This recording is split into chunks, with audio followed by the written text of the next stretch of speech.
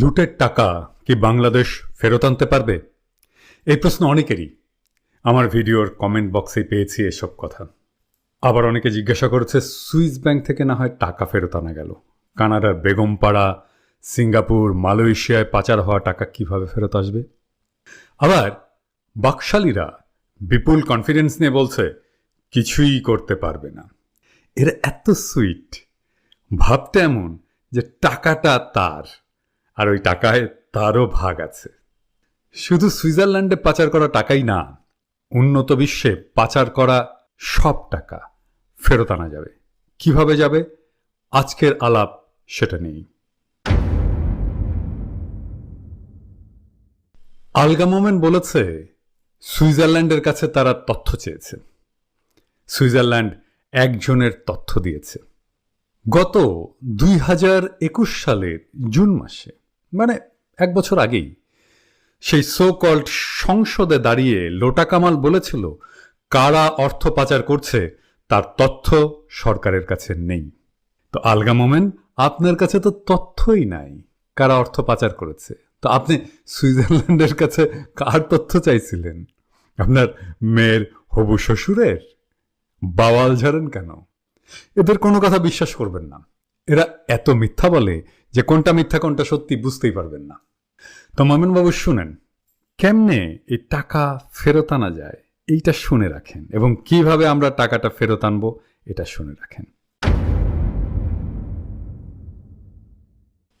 Switzerland থেকে তৃতীয় বিশ্বের লুট করা টাকা ফেরত আনার যে পদ্ধতিগত আন্তর্জাতিক আইনি কাঠামো, সেটার নাম হচ্ছে STAR বা স্টোলেন অ্যাসেট রিকভারি ইনিশিয়েটিভ।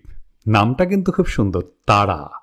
এইটা ওয়ার্ল্ড ব্যাংক এবং UN এর একটা উদ্যোগ, যেখানে সুইজারল্যান্ড একটা অংশীদার। এই স্টার বা তারা প্রোগ্রামের মাধ্যমেই আমরা আপনাদের আকাশ ভরা তারা কিন্তু দেখিয়ে দেব। ভয় পেয়ে গেলেন? এত তাড়াতাড়ি ভয় পেলে চলবে? আপনারা না মুজিব সেনা ভয় করেন, না বুলেট বোমা। স্টার প্রোগ্রামে ভয় পেলে তো চলবে না। একটু সাহস তো রাখেন, পুরোটা শোনেন। এইটা গেল আন্তর্জাতিক উদ্যোগ। সুইজারল্যান্ডের নিজস্ব সংস্থা আছে, সুইজারল্যান্ডের বার্নে। তার নাম টাস্ক ফোর্স অ্যাসেট রিকভারি। এইটার কাছে বাটি চালান যাবে, ছোট বড় সব চোরের জন্য। এটা কমন, সবার জন্য একই ব্যবস্থা, সমাজতন্ত্র আর কি। বাংলাদেশের সব মানুষ যারা সুইস ব্যাংকে টাকা রাখছেন, আমরা তো প্রথমে বুঝতে পারবো না কার টাকা ক্লিন আর কার টাকা ডার্টি। এইটার মাধ্যমে এই বাটি চালানটা করা হবে। আর আওয়ামী লীগের যারা দলের নানা পদে আছেন, অনেক টাকা দিয়ে বাগাইছেন, ছাত্রলীগের পদই তো কোটি টাকায় বিক্রি হয়, তাই না? তো আপনাদের পদের একটা দাম আছে না? তো এই পদে থাকার জন্যে আপনাদের ফাইল করা হবে illicitly acquired asset of politically exposed person, এইখানে সংক্ষেপে PEP। এই পদ্ধতিতেই হাইতির একনায়ক দুভেলিয়ার ছিল না, তার টাকাটা উদ্ধার করে হাইতিতে পাঠানো হচ্ছে। ফিলিপাইনের মার্কোস ছিল না, যার বউয়ের হাজার হাজার পিস জুতা পাওয়া গেছিল, মার্কোসের টাকা উদ্ধার করে ফিলিপাইনে অলরেডি ফেরত দেওয়া হয়েছে। এইটা যেই আইনে হয়, এটার নাম হচ্ছে federal act on freezing and restitution of illicit assets held by foreign politically exposed person. এই হচ্ছে সেই আইন। আগে ফ্রিজ করা হবে টাকা টুকা, বুঝছেন তো? খুব চমৎকার সব গাইডলাইন আছে দেওয়া, একেবারে সব প্রসেস খুব সুন্দর করে এক্সপ্লেইন করা দেওয়া আছে। এই যে দেখেন গাইডলাইন।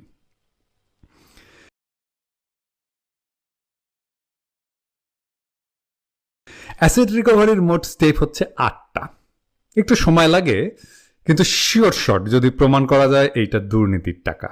আর বাংলাদেশে যারা টাকা কামান, টাকা পাচার করেন, তারা জানেন আপনি 1 টাকাও বাইরে নিতে পারবেন না যদি বাংলাদেশ ব্যাংক পারমিশন না দেয়।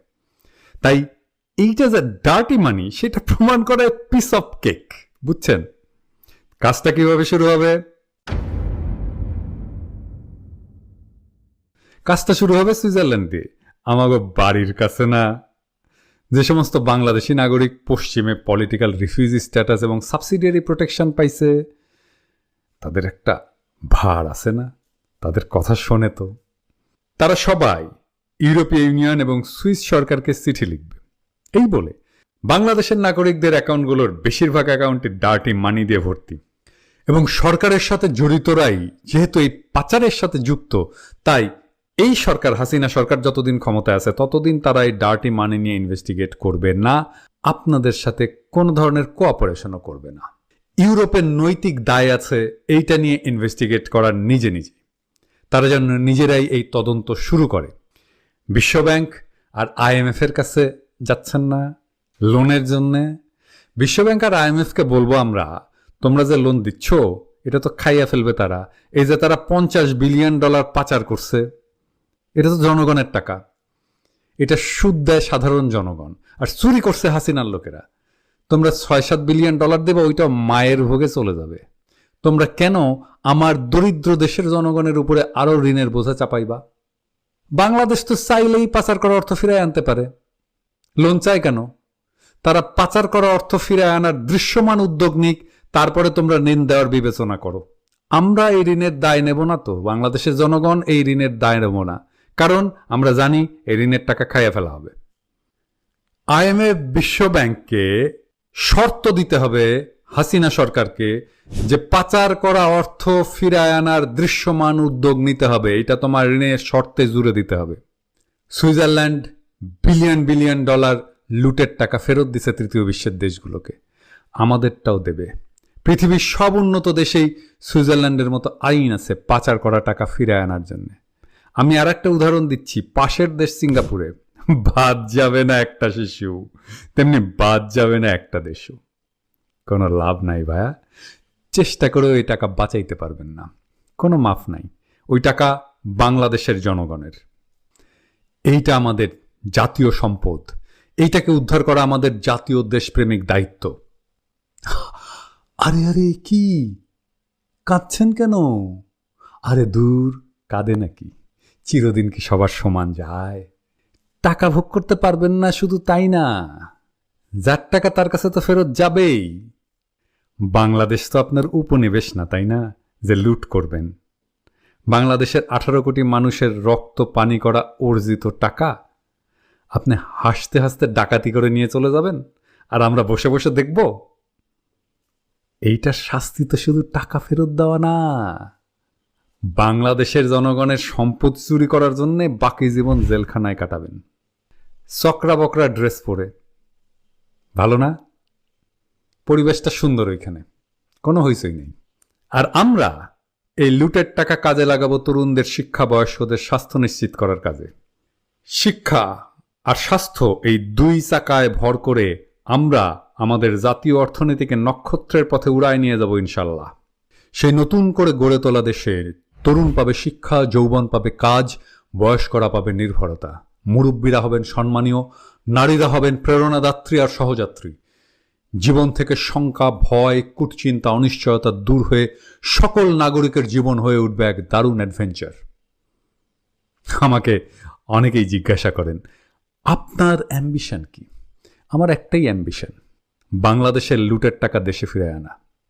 আমি জানি আমি তুচ্ছ ক্ষুদ্র মানুষ, আমি জানি আমার সামর্থ্য, বিদ্যা, জ্ঞান, দক্ষতা ক্ষুদ্র।